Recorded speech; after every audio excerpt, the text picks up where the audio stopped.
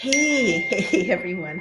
Just Loki always stands by to jump in my lap as soon as I begin a live stream. So he's looking at me quizzically and waiting to jump in my lap. There he is. Say hello to the audience. It's his little ritual. So he's safely situated. Welcome, everyone. It's Naomi Wolf. And today is Yom Kippur.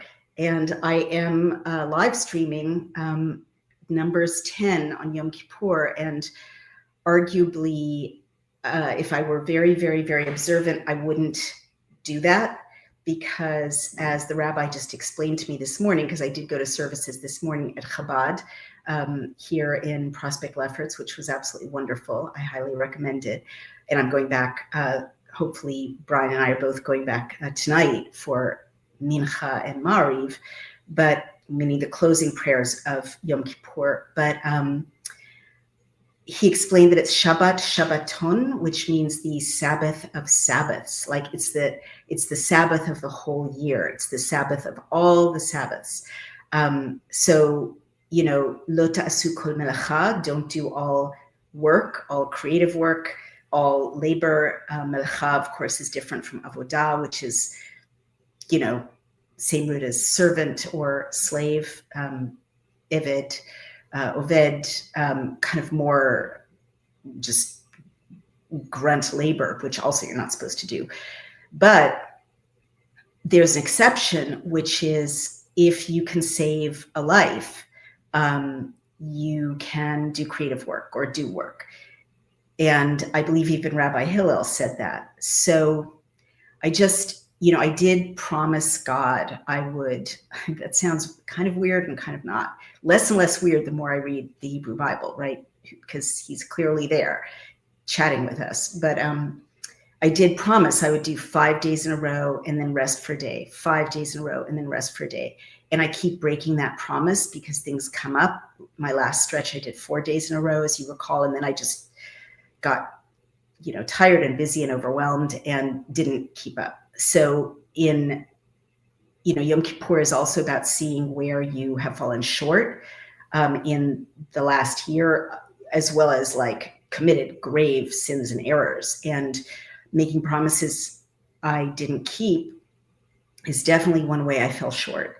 And specifically, this very specific promise to God, which I very specifically keep getting in, prayer, and when I talk to my mom, who's very good at kind of eliciting what is your life purpose from everyone, including her clients. She's a therapist, but I made that promise, and we're not even three books in, and it's been a year, but we've learned so much. But part of what I am realizing is the magic of this story is the discipline of reading it every day, every day, every day. Being in that direct contact with God's word every day, obviously with a rest on the fifth day, obviously with a rest on Shabbat if it happens to not fall on the fifth day.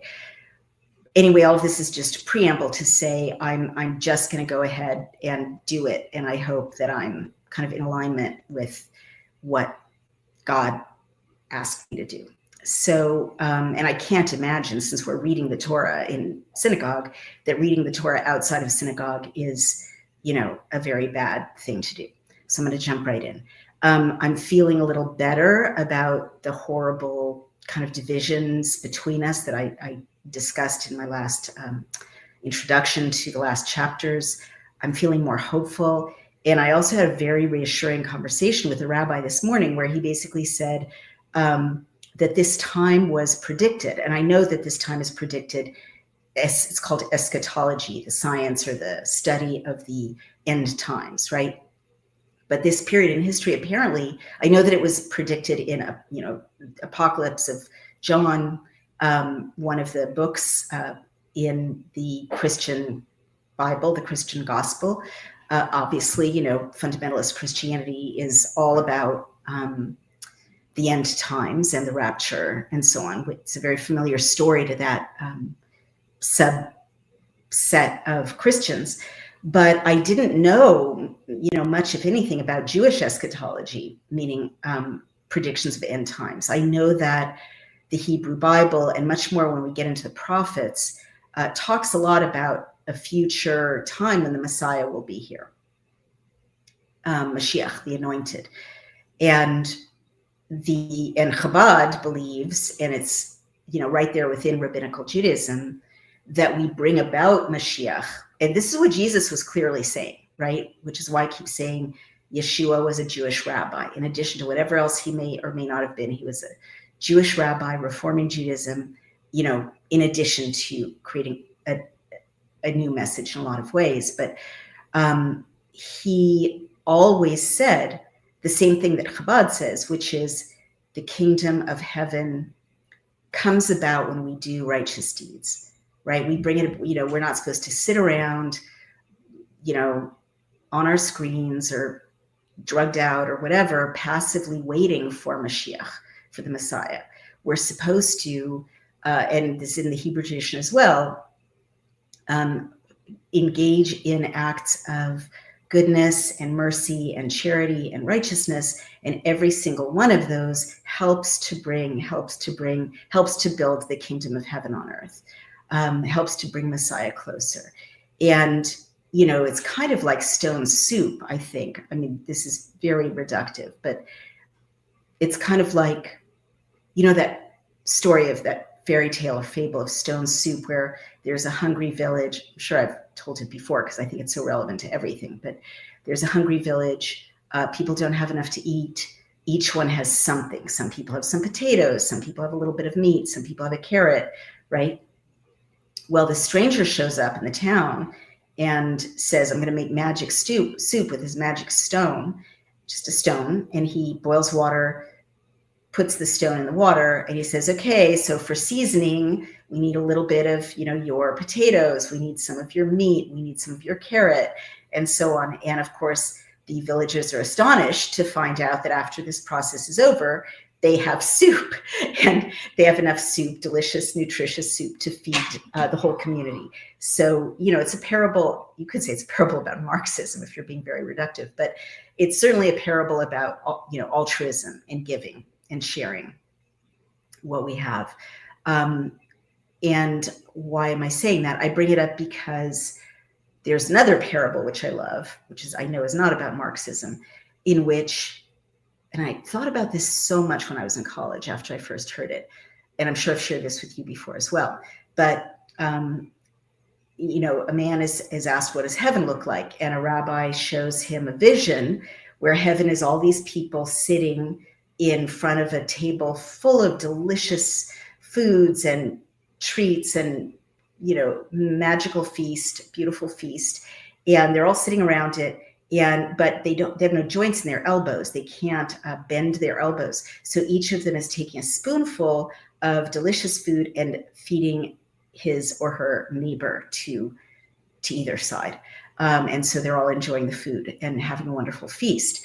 And then the man says, okay, thank you. What does hell look like? And the rabbi shows him the exact same situation. But instead, all these people are sitting around a table heaped with delicious food. It smells so good. It looks so beautiful. And they also can't move their elbows. But it doesn't occur to them, or they choose not to feed the person next to them. So all they can do is spend eternity staring at this beautiful feast, hungry, unable to consume it. It's a parable. It's a fairy tale, but I think it says a lot. And the bottom line is, we're here to make this heaven on earth. I think that certainly the lineage of teaching that I'm really interested in right now, which is, Chabad, descending from a line of mystical, rabbis, descending all the way from the Torah, which we're reading right now, and which very much overlaps with, most of what Yeshua said, right? Because I think Yeshua's mission was also to bring the essence of the Torah to people who had forgotten, whether they were tangled up in legalisms or whether they were just completely not Jewish at all, so unfamiliar with the details of the Torah. The bottom line is that we create heaven on Shabbat in our homes. We create heaven in just communities. We create heaven by loving, our neighbor. loving our enemy, harder to do, loving those incredibly annoying people who listen to their phones out loud on the subway, like that's my bête noire, right?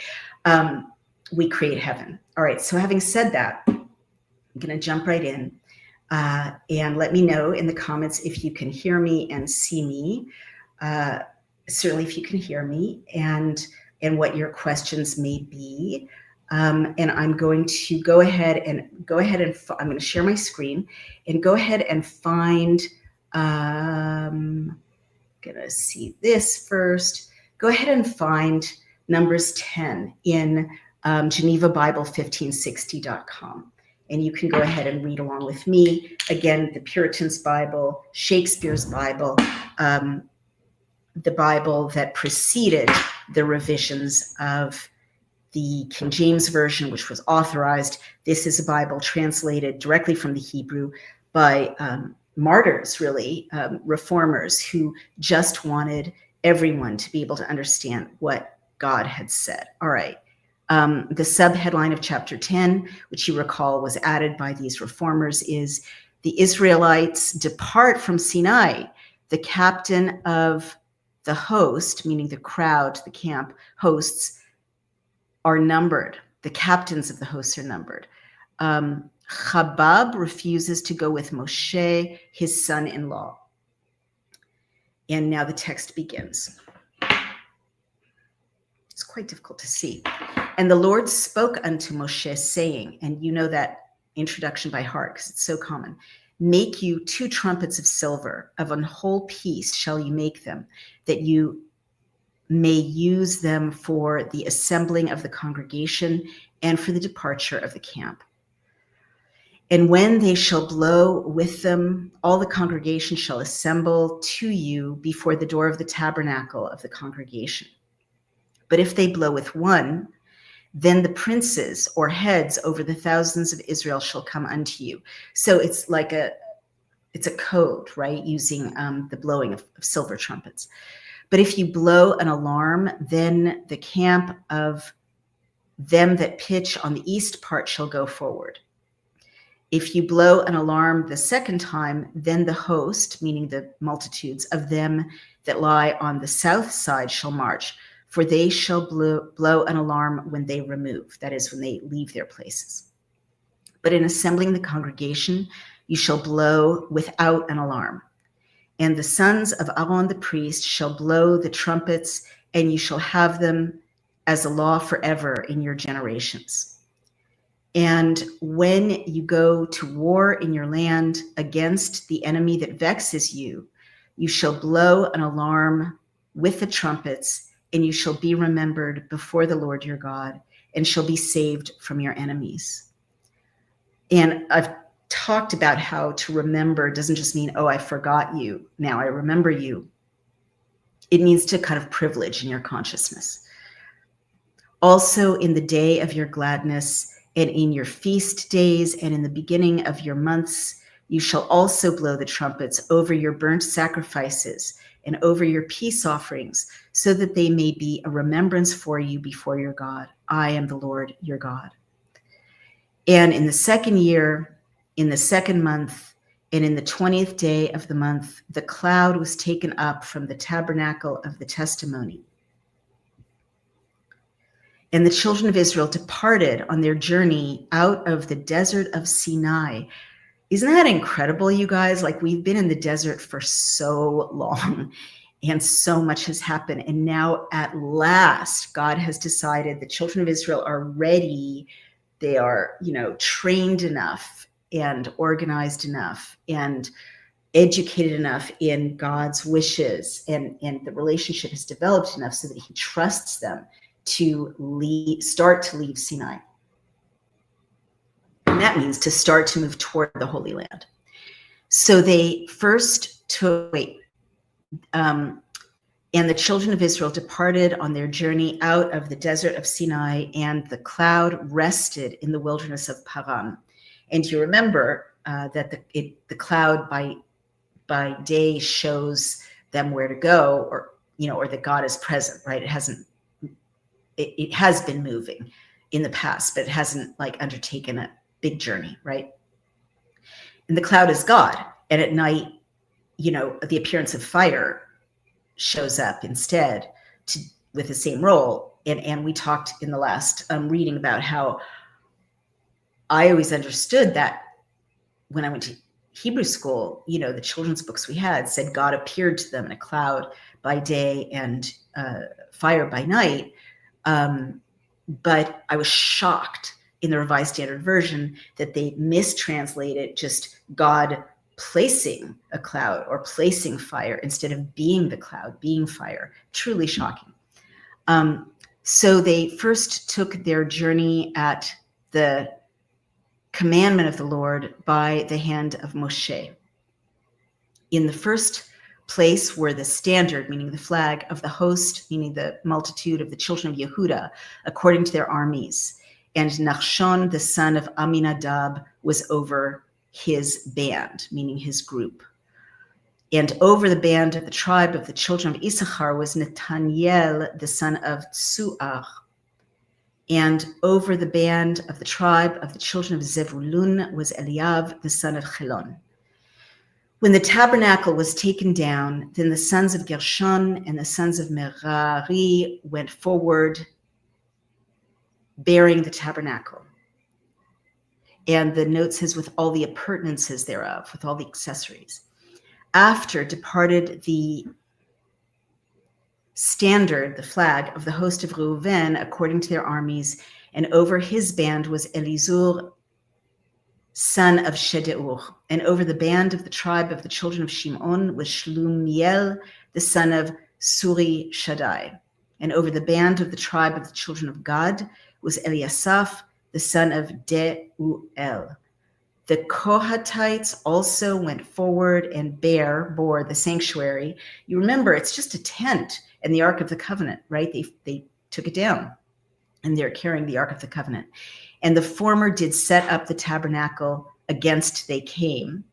And the note says upon their shoulders. So they're literally carrying God's house on their shoulders. Then the standard of the host of the children of Ephraim went forward according to their armies, and over his band was Eli Shammah, the son of Amiud. And over the band of the tribe of the sons of Manasseh was Gamliel, the son of Pedazur. And over the band of the tribe of the sons of Benjamin was Abidan, the son of Gidoni. Last, the standard of the host, meaning multitude of the children of Dan, marched, gathering all the hosts according to their armies. And over his band was Ahiezer, the son of Ammishaddai. And then the note says, so hard to read, leaving these behind. I just can't decipher it. Sometimes this 16th century text is very difficult. Lastly, the standard of the host of the children of Dan marched, gathering all the hosts according to their armies. And over his band was Ahiezer, the son of Ammishaddai. And over the band of the tribe of the children of Asher was Pagiel, the son of Okran. And over the band of the tribe of the children of Naphtali was Ahira, the son of Enan. These were the removings, meaning the decamping and moving forward on the next stage of the journey. Like in Britain, which is related to this phrasing, same British people, usage of language 400 years earlier, to this day, you say a removal van instead of a moving van. Okay, so these were the removings of the children of Israel according to their armies when they marched. After Moshe said unto Chobab, the son of Reuel, the Midianite, the father-in-law of Moshe, we go into the place of which the Lord said, I will give it you. Come you with us, and we will do you good, for the Lord has promised good unto Israel. And he answered him, meaning Chobab, the son of Reuel, answered to Moshe, I will not go, but I will depart to mine own country and to my kindred.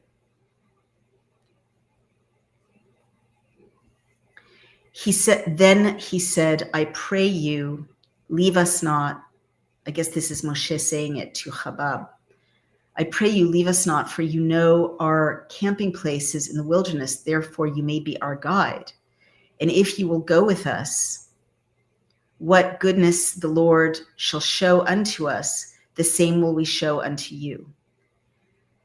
So they departed from the mount of the Lord 3 days' journey, and the ark of the covenant of the Lord went before them in the 3 days' journey to search out a resting place for them.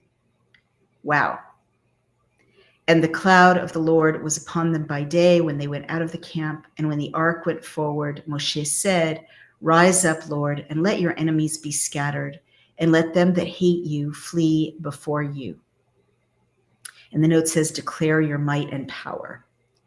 And when it rested, he said, Return, O Lord, to the many thousands of Israel. Wow. So that is Numbers 10 in the Geneva Bible, the 1560 Geneva Bible. And I'm going to go ahead and stop sharing that. And I will talk a little bit about it. Interestingly, not a very big audience yet. I wonder if I'm live on all platforms. Let's see what people are saying. So Jilan Abdul Rahman says, you shall not kill, you shall not steal, the first 2 commandments given to Moshe, and look at what Israel is doing today in Gaza, God's chosen people, never. Well, thanks for joining the conversation. I guess I have a lot to say to that. The Holy Quran also says you shouldn't kill or steal. The Holy Quran, sees what I'm reading as a sacred text. The Holy Quran sees Moshe as a prophet to be listened to and honored. The Holy Quran sees Jesus and Mary as people to be listened to and honored. We're not supposed to be living in conflict.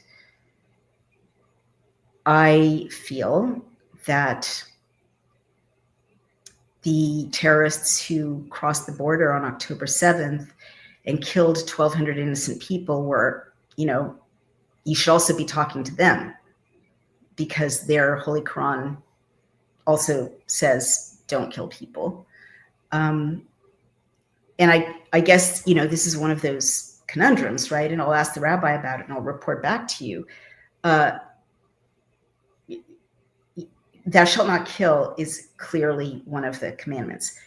Also, at the same time, puzzlingly, imponderably, there are several places, if you've been reading along with us, and I hope you do, Mr. Rahman, which means merciful. It's the same root in Arabic and in Hebrew, Rachem. I hope you notice that there are times when when Yahweh commands the children of Israel to kill, including their own people, when they have been disobedient. So I'm going to ask the rabbi about that contradiction. I'll report back to you. But there are clearly times in this sacred text when to defend the community or to root out impurity, like moral impurity, idolatry, and certainly to protect, the community from disaster. War is waged, and people are killed in combat. And you're going to see a lot more of this, by the way, in the books ahead. This is a story of people who are, moving from Egypt across the desert north. They'll pass Gaza or go through Gaza. I'm not sure yet. I know there's some activity with the inhabitants of Gaza coming up. And then they are told to, conquer the people who are living in Canaan. I'm not God. And you could argue that we can't prove this is a divine text. And I'm not even saying that justifies any kind of current political decision or policy. But it's really important to know, why all these 3 groups of people Jews, Muslims, and Christians feel so passionately about this one little sliver of land that is no bigger than Rhode Island. So I would definitely say that, attacking people who are living in peace, we could have had peace by now. We could have had peace by now. We could have had a two-state solution by now. And if each group, Muslim and Christian Palestinians, follow their holy texts, they would be living in peace and engaging in diplomacy. And if, Israel was following its holy text, it too would be living in peace and engaging in diplomacy. When there's conflict, which, there has been, and it's terrible, Hamas should come to the table. Netanyahu should come to the table. All of them should be sitting down and making peace.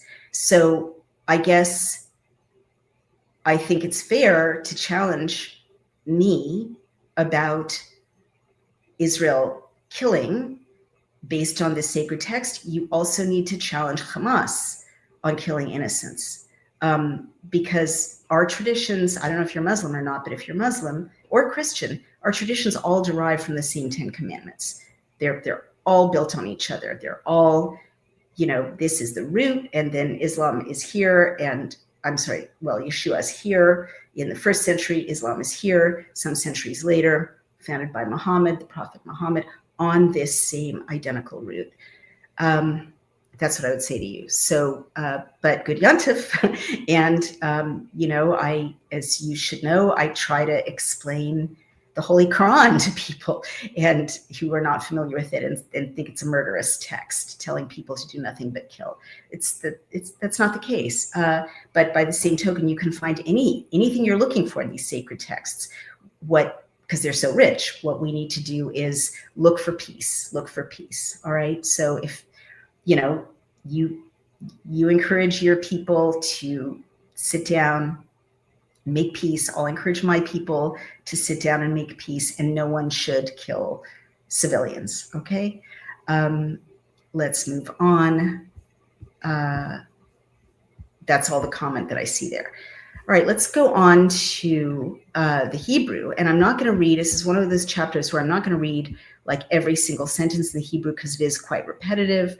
But let's see if there's anything that leaps out. And of course, I always love sharing the Hebrew text with you.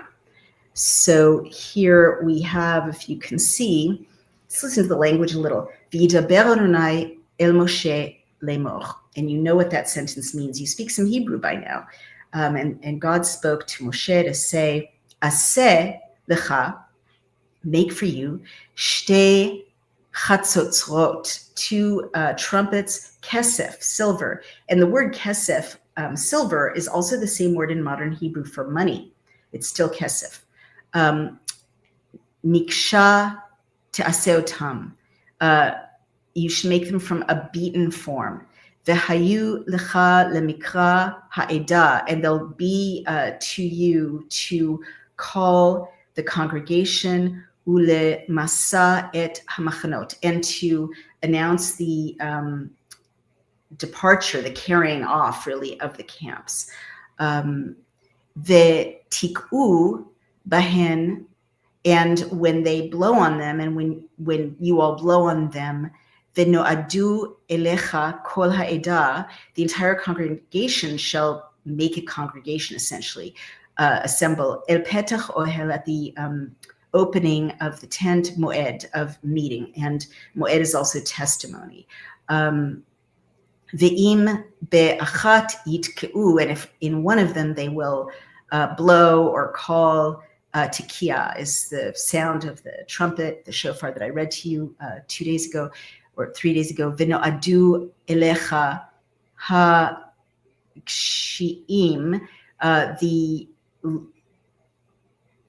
there will convene to you the princes, the princes Roshei Alfei Yisrael, the heads of the thousands of Israel. Utekatem, and when you blow truah, a truah sound, V'nas'u hamachanot hachonim kedma, the camps which are encamped to the east shall travel, and so on. So it says, and when you blow, in this way, this part of the community will travel, and when you blow this way. So they're creating really a technology for moving what are now, I believe, millions of people, or over 1 million people, through wilderness in an orderly way. And the silver trumpets shall be used in various ways at the new month. And then they set out, this chapter sets out each of the tribes in turn, the 12 tribes, and who is in charge of them, who the princes of them are, the heads of them. And you recognize this structure because we saw it when Moshe was giving similar instructions to, well, how do you even move out of this location? Because they've been moving a bit, 3 days at a time, staying put 1 day at a time with the cloud and the fire. So they needed some way to do that, with the tent of meeting, God's house, God himself right in the middle, as well as appearing over the tent of meeting and the Ark of the Covenant in cloud and in the appearance of fire. But so now they're really setting out to traverse, what are miles and miles and miles of inhospitable wilderness. And so Hobab is the person who didn't want to go. He's a Midianite. He's not an Israelite.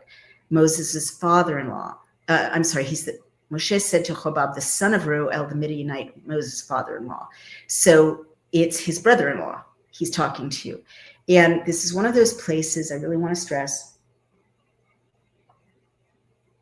that this law, and I ran this by the rabbi again this morning, and he confirmed that it was the case, but this law isn't just for the children of Israel. The Torah isn't just for the children of Israel. It is for everyone. It is for everyone. There are definitely specific responsibilities that God is assigning to the children of Israel, but in response to Jilan Abdul Rahman's observation, God's chosen people never, I think many people, including many Jews today, misunderstand what chosen people means in the context of the Torah. God never says you're better.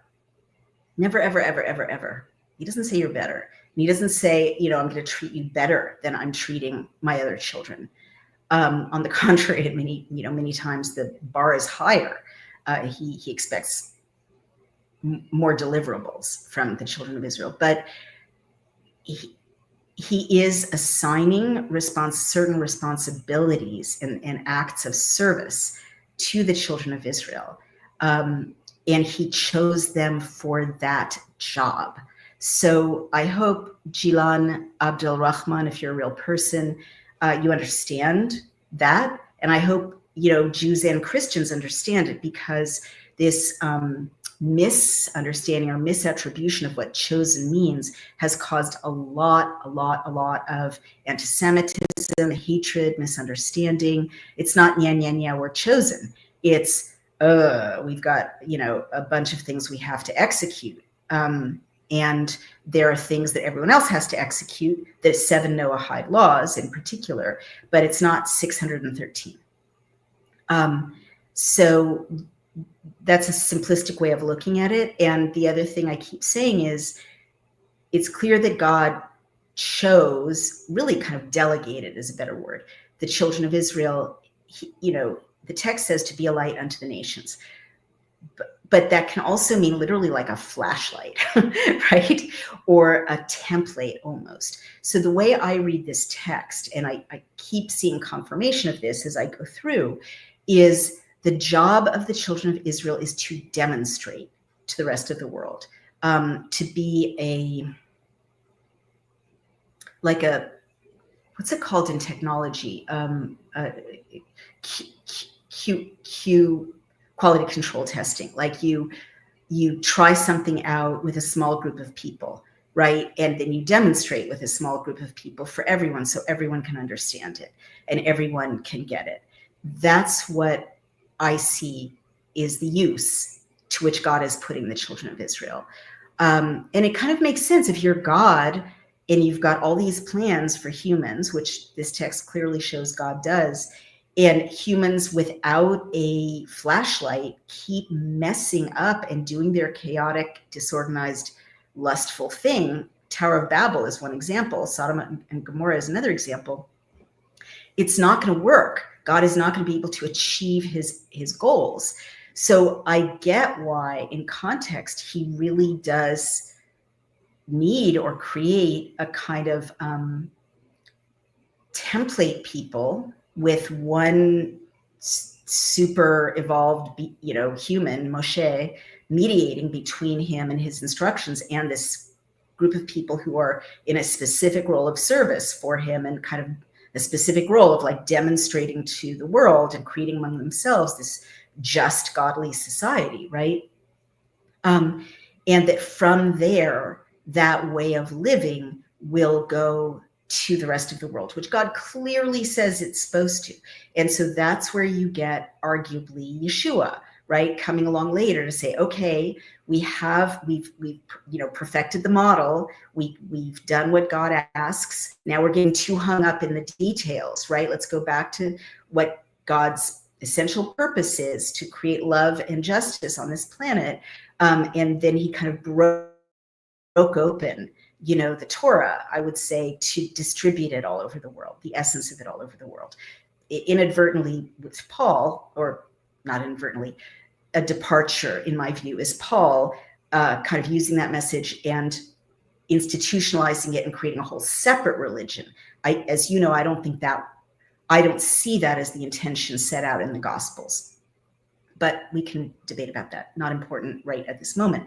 I would say that Islam did the same thing, that Muhammad appeared kind of late in human history, relatively, and was, I'm happy to say, divinely inspired, and then brought the essence of Judaism or monotheism or the Judeo-Christian message, because the Quran clearly says these are sacred texts, to a bunch of people who were very much at risk of living like tribes in this period, like nomadic desert communities who were basically idol worshippers or pagan, right? I mean, that's who he converted to monotheism. So that's a big plus, right? That's who he converted to going beyond just kind of this polytheistic, animalistic worship of sun and animals and like sacrifices that were very crude. So all of this is movement forward, all right? And we are all brothers and sisters in the Muslim, Jewish, and Christian traditions, because we all derive from the same roots. These are the roots. John W. Comerford says, this is very interesting to run across your reading analysis of Geneva Bible on this morning of Yom Kippur. Thanks for adding your voice to the spiritual and historical narrative. P.S. Just reading a letter this morning from my old parish, New York, St. Bart's. It's in the air, tracking the presence of love and justice in this world. Yeah, it is in the air. It's a beautiful day here in Brooklyn. If you are outside, I really recommend that you take a moment to, I really feel God's presence in the air today. And I don't care if you're a Christian, Muslim, Jewish, pagan, whatever, atheist, agnostic, take a minute to see if you feel anything different. I think there are times God just, like in our tradition, the gates of heaven are open today. They've been open for the last 10 days. Tonight they're going to close. And, whatever we have done in the last year, whatever we've done in the last 10 days, whether we fully repented or having gone astray in whatever way we did, and, fully come back to God by nightfall. It's a big day. According to that, will be inscribed in the year ahead, in the book of life or the book of death. Our fate will be kind of sealed, and there's no changing it, right? And so that's why we really pray hard. And the cantor in synagogue has a very important role today, praying on behalf of the whole community so hard to inscribe us in the book of life, give us a blessed year ahead. But it's not, for us, it's not grace in the same way that it is for many later Christian sects. It really is according to what we do, according to our deeds and our repentance and our realigning ourselves with God's role. So we have a very active role to play. So, and we're responsible, right? I mean, that's kind of what I love about Yom Kippur and about Judaism. We don't, God isn't just going to wave a wand and say, okay, fine, you had sex with your sister, whatever, I forgive you. It's totally up to us to make it right, to apologize, and to not do that, whatever bad thing it was, ever, ever, ever again. And immediately to apologize and, go back. I don't say repent because that's kind of a Christian theological word, but lashuv, to go back, to return to the right path if we're going to stray again, if we mess up again. And I hope you can see by now we mess up and mess up and mess up. We're human beings, but God is always there in these texts to welcome us back, right? Again, fast forward, this is the point of all those parables Yeshua told about, the prodigal son and, people who just the woman with 5 husbands. People just mess up, right? We're human. Yeshua knows that, Yahweh knows it. But I just want you to see how ready he is in this text to always bring, welcome us back, but we do have work to do. We can't just say, sorry, whatever, I'm going to say some magical words and we're going to start over. No, we have to make it right. So I just want to add to that. It's humbling and embarrassing, but I've been spending the last 10 days, just like every observant Jew has, literally walking up to people in my, community and in my friend network, my loved ones, my relatives, my husband, and saying, for whatever I did in the past year that offended or hurt you, I sincerely apologize. And then they have to say either I forgive you or not, not. Hopefully they do. Everyone does. It's part of how we get aligned for the closing of the gates tonight as well. We have to forgive as well, ideally. But that is incumbent upon us. And I highly recommend it. You don't have to be in a 12-step program, you guys. You don't have to be Jewish. I think this is one little example, little answer to Mr. Rahman. What does it mean to be the chosen people? That's a really cool directive that Yahweh gave the children of Israel.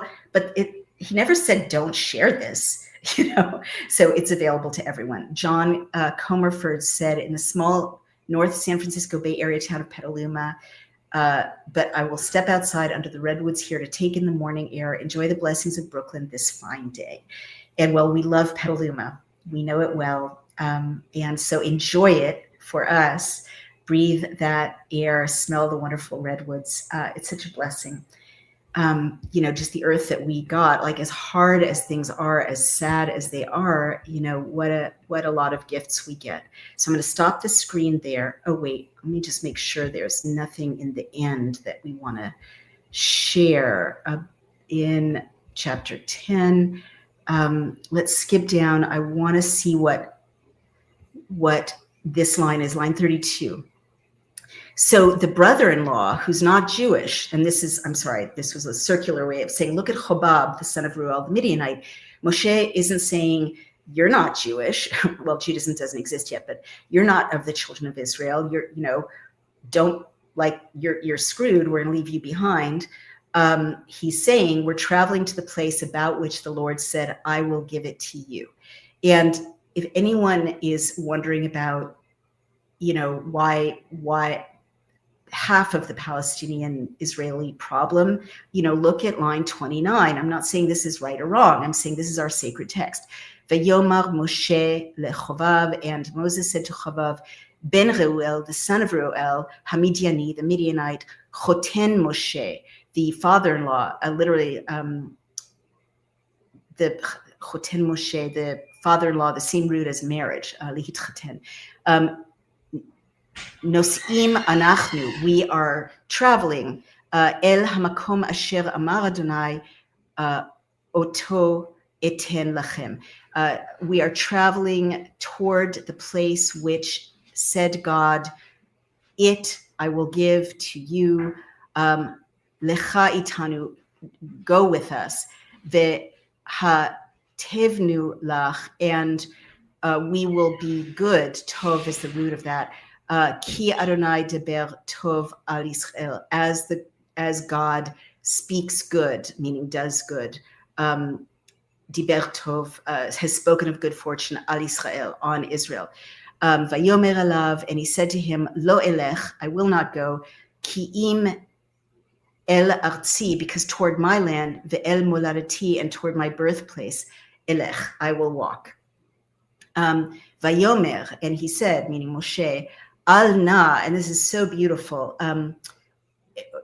If you say ordinarily don't, you would say al, like al ta'azov, don't abandon. But he's saying al na ta'azov, and that's an intensifier that means please don't abandon, like begging. Al na ta'azov otanu, don't abandon us. They translate it, don't leave us, and you can, but like when someone leaves someone in a marriage, you say hu azavota, he abandoned her, as what, stronger than he left her, right?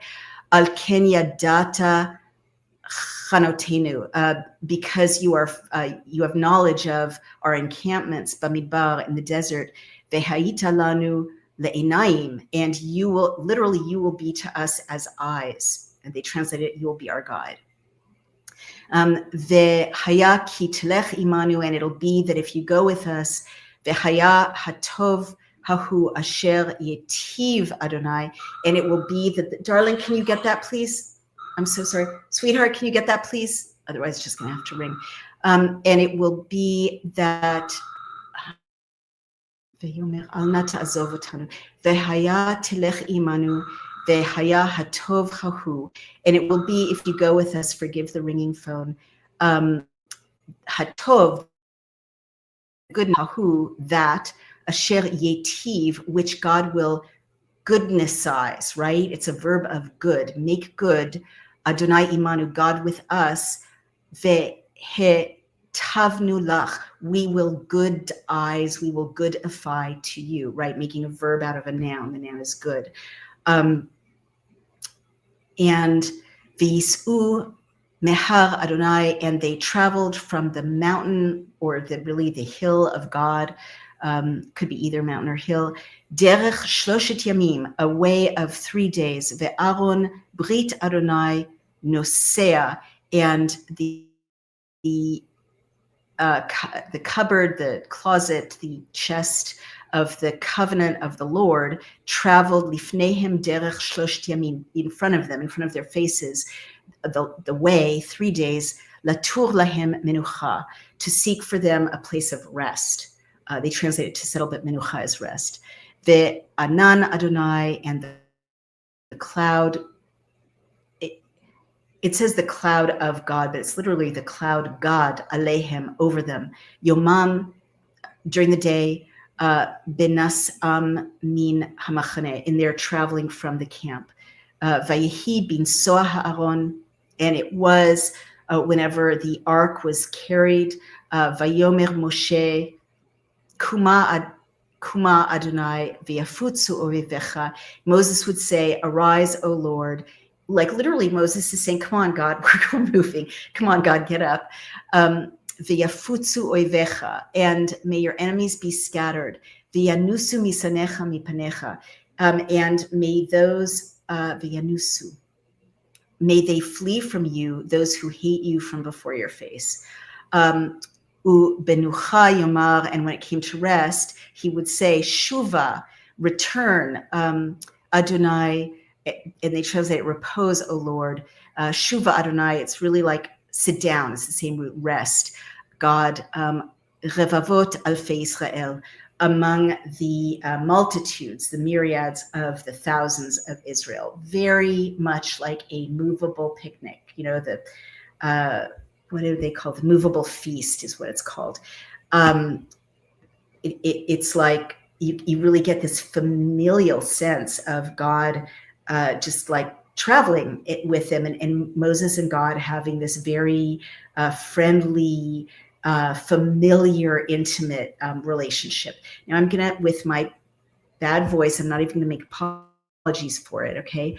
I'm just gonna tell you why I'm so moved. I didn't realize till just now in reading the Hebrew that a little song we sing, I think, on Friday nights that I grew up singing comes from this passage, and I'm just now recognizing it. When the Ark of the Covenant is opened in synagogue and the Torah comes out, and I've described how it is brought out with great ceremony, great care, that it's dressed in velvet and gold tassels, and given a lot of adoration. It's a sacred text, right? It's not a, it's not a Buddha, it's not a Mary. I mean, other religions have their things they venerate. We have this book, right? And so the cantor, the rabbi, will say, "Vayehi binso Haaron, vayomer Moshe, Kuma Adonai, veyafutsu oivecha, veyanusu misanecha mipanecha." And here it is, and I've heard that all my life. It actually ends differently in the version I grew up with. The next line is, Ki mitzion tetze Torah, Ki mitzion tetze Torah, udevar Adonai mirushalayim. So it seems like they added that later, probably in the exile, and it means because out of Zion, the Torah went out and the word of God from Jerusalem. And then it goes on to say, Baruch Shenatan Torah, Torah, Baruch Shenatan Torah, Torah, Le'amo Yisrael. Bikdushato. So it ends, blessed is he who gave the Torah, this law, these books, to his people Israel in his holiness. But again, not just to the people Israel, right? But we're just saying thank you in that song. So now you've heard me. I'm not apologizing. I'm not the best singer in the world, but it is a beautiful song. And I guess what I'm trying to describe is, and that, like, the more I read, the more amazing it is. We don't open the altar for an image, right? And I'm not putting down any other religion. We don't, open the altar for someone on a crucifix. We don't open the altar for a beautiful statue of Mary. God bless them, right? God bless everyone and their thing. We're not opening the altar for an image of the black stone, which is the centerpiece of the pilgrimage to Mecca in Islam. It's a book, and it's not an inert book. And this is why these martyrs who translated the 1560 Geneva Bible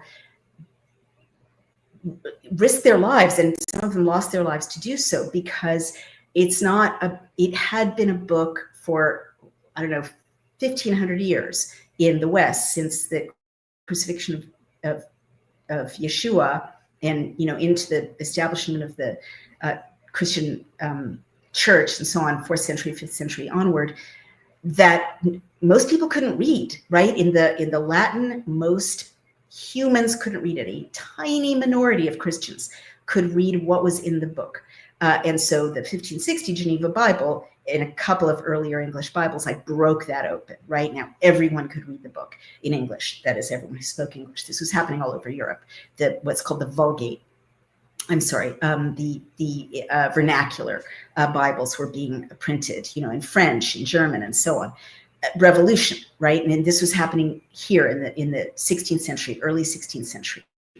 But all along, for 1500 years, when most of Europe was shrouded in darkness about reading God's word, they couldn't read God's word themselves, right? They had to go with what the priests said. Who knows how the priests were translating it, right? Or what the scribes did, right? Who knew? Because you didn't speak, Latin colloquially. All those centuries, Jews were reading the word of God. Okay, and I'm not saying they're better, I'm not saying they're worse, but this could be an illustration of what God meant by saying, like, you be a light to the nations, right? You be a flashlight. It's all in total darkness. These are the dark ages into the Middle Ages, right? But Jews could read, just any random Jew, milkman or farmer. Well, they couldn't own much land in Europe, or, tailor, right? Because there were most things non-Jews could do for those 1500 years, Jews were not legally allowed to do, but they could read the word of God. And so it stayed alive. Okay. And then these amazing reformers kind of separately, took this great risk to translate the word of God in.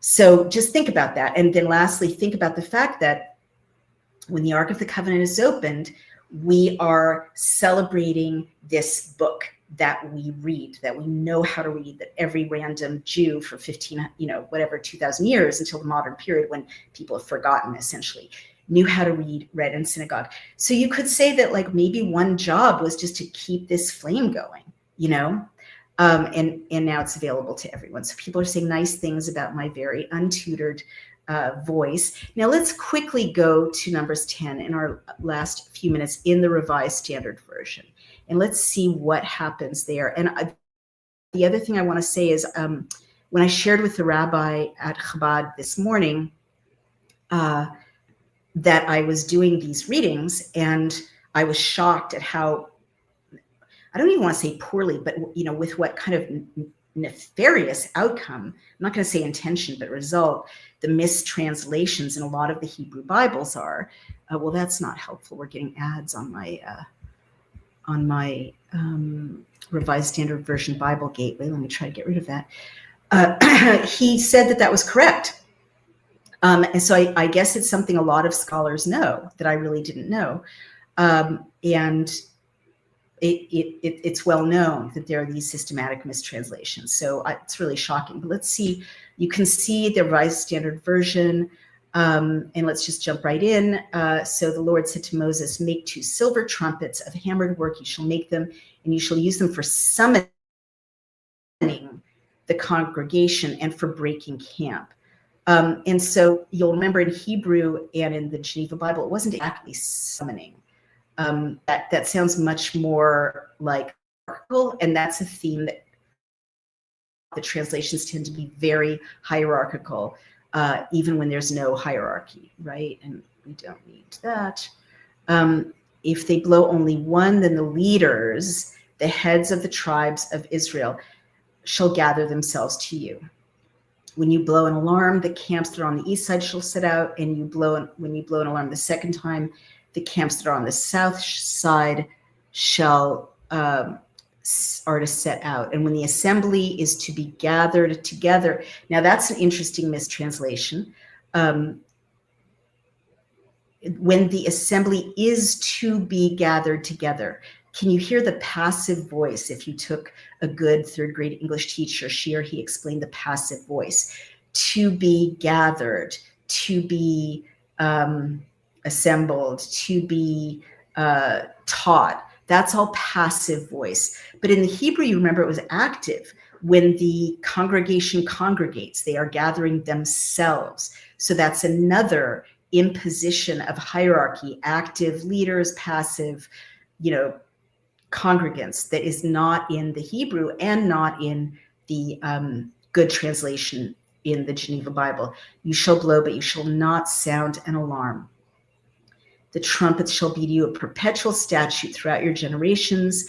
And when you go to war in your land against the adversary who oppresses you. So in answer to Mr. Rahman, all the way here and earlier, God anticipated that there would be enemies that you have to go to war against. Then you shall sound an alarm with the trumpets, that you may be remembered before the Lord your God, and you shall be saved from your enemies. On the day of your gladness also, and at your appointed feasts, and at the beginnings of your months, you shall blow the trumpets over your burnt offerings and over the sacrifices of your peace offerings. They shall serve you for remembrance before your God. I am the Lord your God. And so, again, we've got the passive voice in line 11, where it doesn't exist in the original. He says, or whoever translated this, the committee, in the second year, in the second month, on the 20th day of the month, the cloud was taken up from over the tabernacle of the testimony. And the people of Israel set out by stages from the wilderness of Sinai, and the cloud settled down in the wilderness of Paran.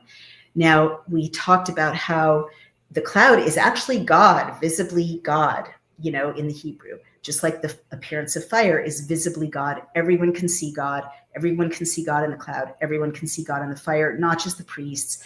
But this shocking mistranslation in the Revised Standard Version in the last chapter or two has it that God puts the cloud down where he does, like a teapot lid. And that is not correct. Okay, the cloud is God. You can see God, right? The children of Israel, random people, the Midianite guy, they could all see God. God was right there. Okay, so crazy to me that that's the kind of thing that gets erased in the Bibles that you are allowed to see, essentially. And so here we have the passive voice again, line 11, the cloud was taken up from over the tabernacle of the testimony, makes it sound like, God took it up and the cloud was passive and something separate from God. But that is not the case. Let's go to line 11 in the Geneva Bible. Line 11. Bear with me. Let's see what it says. And the children of Israel departed on their journey, and the cloud rested. The children of Israel departed on their journey out of the desert of Sinai, and the cloud rested in the wilderness. What does it say one line earlier? And the cloud was taken up from the tabernacle of the testimony. All right, well, they also have it passive. I have lost the Chabad numbers 10. Let's call it up again and see if it really is passive in the Hebrew.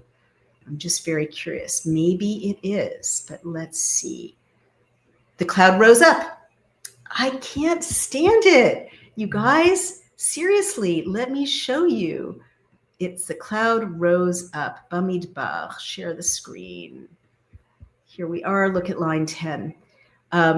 And in the day of your rejoicing, ubayom simchatchem, in the day of your joy, on your festivals and your new moon celebrations, etc., it shall be a remembrance before your God. Zikaron lifnei Elohechem, ani Adonai Elohechem. I am the Lord your God. Line 11. Veyehi bi shna hashinit, in the second month of the second year, b'chodesh hashini, in the second month, be'esrim b'chodesh, on the 20th day of the month. Ne'alah ha'anan, the cloud rose up. Ne'alah, it's lifting itself up, right? Ha'anan, and the word for elyon or heights is built into that word, but the cloud is lifting up itself. Me'al hashchan mishkan ha'edut, from above the tent of meeting. So that's just a little example of how the Revised Standard Version just, makes things that are active, passive, makes God's engagement with humans more distant always. Okay. Let's see. Rosario Santana said, Mrs. Wolf, you singing was great. Thank you. You guys are very nice. Now I'm going to just share my screen and we'll wrap up the Revised Standard Version, see if there's that is not correct. So they set out, and they list how they set out.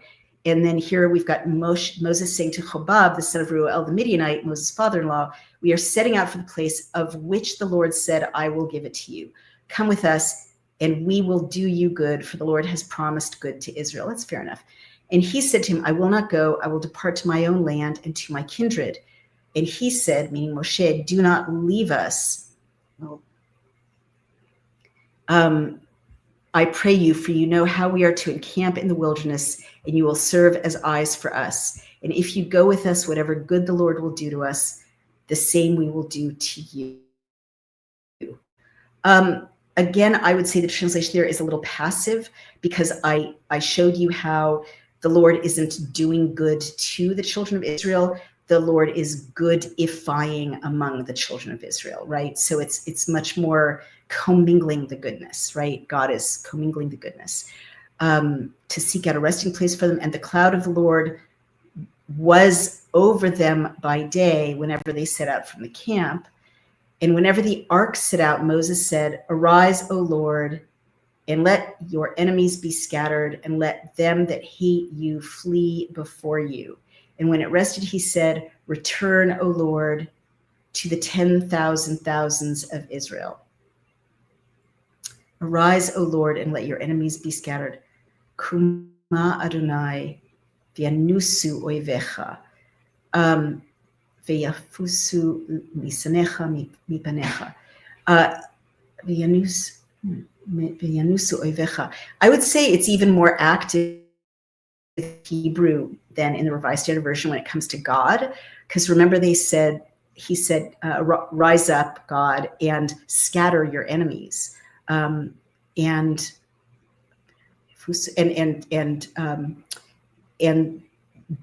let those who hate you flee before your face is in the Hebrew. And when it rested, he said, return, O Lord, to the 10,000 thousands of Israel.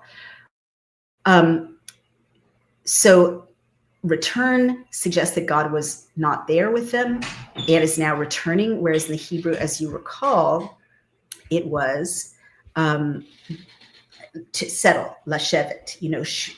Well, the word lashuv has multiple meanings. One is to return, and one is the root of to sit down, to settle. But count on the Revised Standard Version, they chose return as if God hadn't been with them when the cloud was moving ahead with them, whereas the cloud is God in the Hebrew. And one reading of the last sentence of that verse could be Moshe saying, have a seat, God, we're going to settle down here for tonight. All right. So Sean Rhodes is glad that I wasn't horrified by the test of the woman given in adultery. You should listen to that reading, Sean. That was a really interesting reading. I definitely struggled with it. Thank you, Sean. And then Shai Hamayadis says, in Israel, they mandate the poison injections, including the human rights pacifists, fascists. Well, guys, I'm sorry, but I have crossed a Rubicon. Israel shouldn't do that. Neither should Canada, neither should Australia, neither should Britain, neither should Italy. The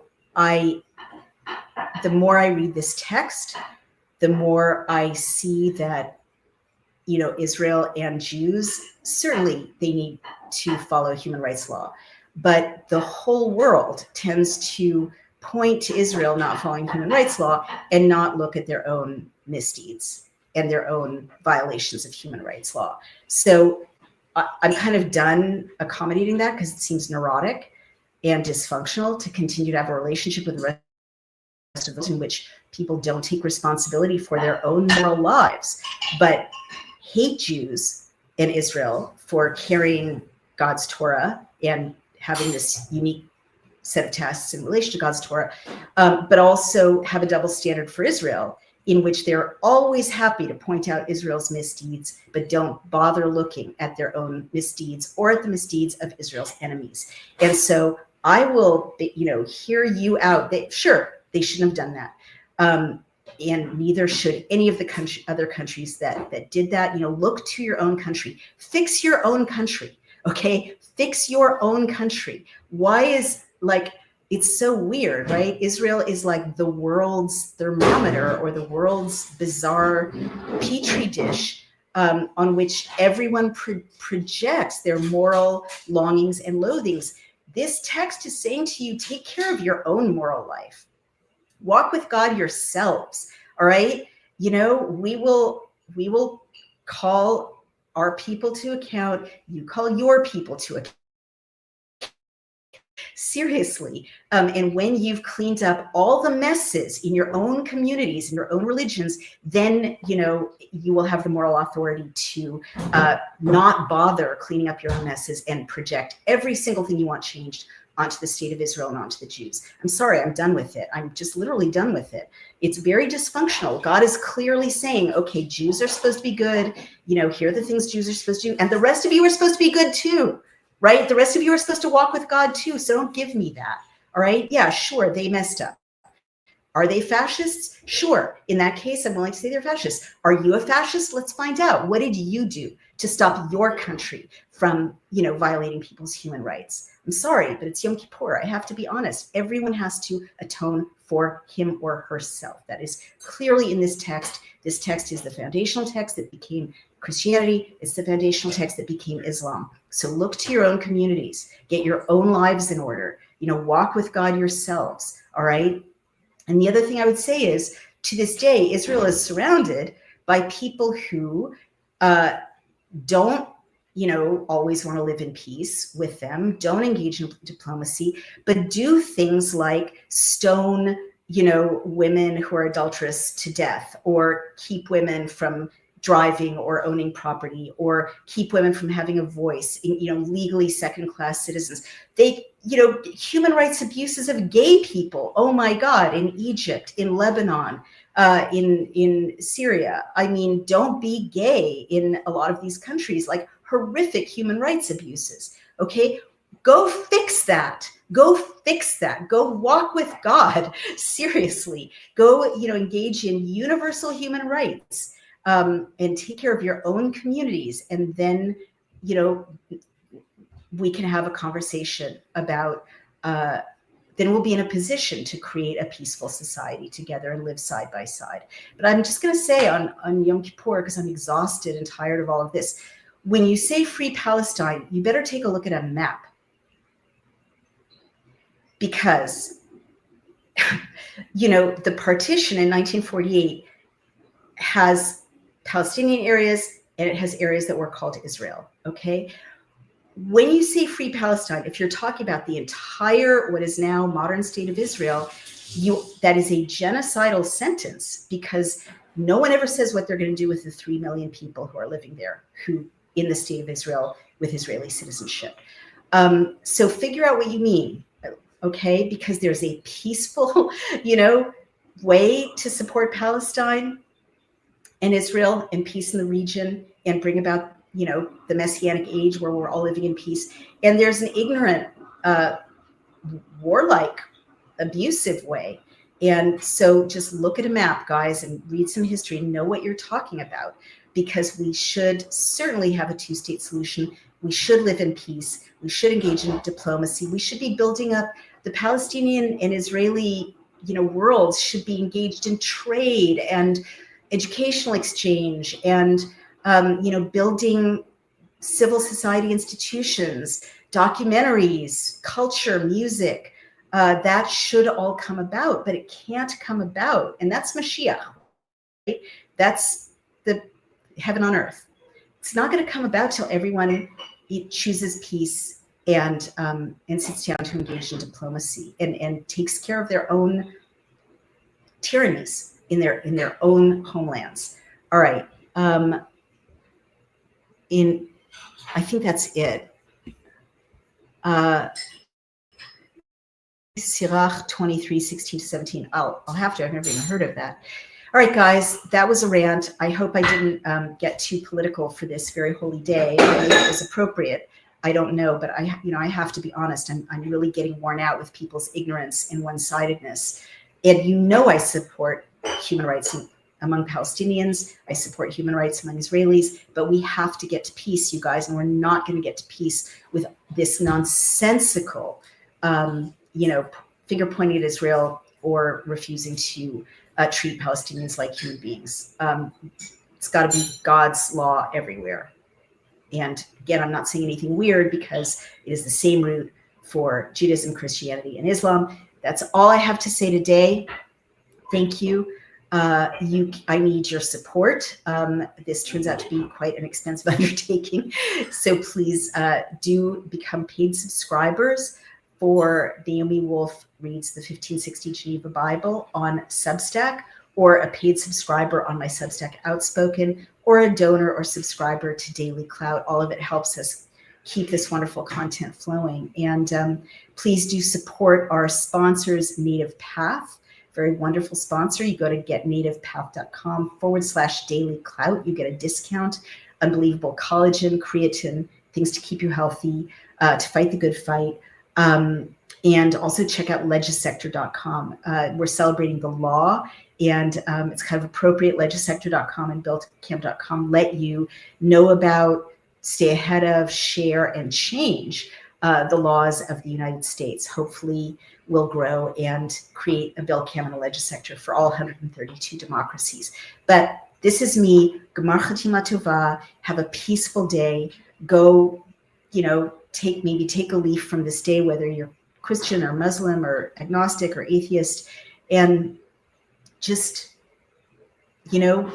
spend some time being quiet, look at your life, look at your blessings, but also please, please, please consider taking responsibility for anything you're ashamed of, that you regret, apologizing, making amends. It's a beautiful way for us to start a new year together. Thank you all very much for joining me. Take care.